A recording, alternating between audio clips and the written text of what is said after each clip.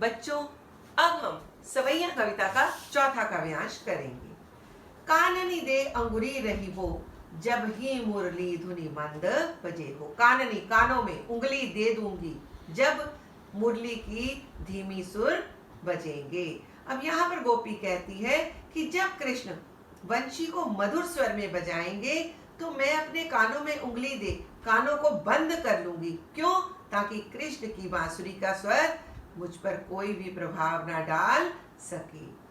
मोहनी तानन सो रस खानी, अटा चढ़ी गोधन गेहे तो गेहे। मोहिनी प्यारी तान, किस चीज की तान? मुरली की जो तान है, कि फिर तो चाहे कृष्ण किसी भी ऊंची अट्टालिका पर, अट्टालिका जैसे बालकनी को कहा जाता है, वहां चढ़कर अपनी मधुर तान बजाते रहे और गाते रहे, तब भी मैं अपने ऊपर उसका प्रभाव नहीं होने दूंगी। तेरी कहो सिगरे ब्रज लोग ही। तेरी, तेरी मतलब पुकार कर, बुलाकर, ब्रज के लोग। काल ही को कितना समुझे, मुझे कोई कितना भी समझा ले। कि कहीं से भी अगर थोड़ी सी भी उनकी मुरली की ध्वनि मेरे कानों में गुंजित हो गई तो फिर ब्रज के सारे लोगों को मैं पुकार पुकार कर कह रही हूं कि फिर तो मुझे चाहे कोई भी कितना समझा ले, मेरा आकर्षण कम नहीं होगा। कि मैं तो उनकी ओर, उनकी आवाज पर, उनकी मुरली की तान की ओर आकर्षित हो ही जाऊंगी। माई रीवा मुख की मुस्कानी, संभरी ना जे हो।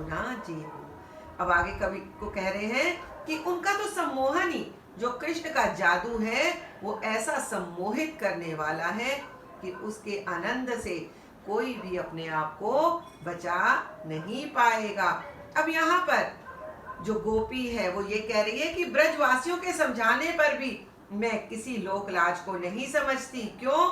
क्योंकि मुरली की जो मंद मंद बजने वाली मोहक तान है, मैं तो उसकी ओर आकर्षित हो ही जाऊंगी। और वैसे भी कृष्ण अपनी वंशी की मधुर ध्वनि से, अपनी मोहक मुस्कान से और अपने रूप सौंदर्य से गोपियों को हमेशा ही प्रभावित करते रहे हैं।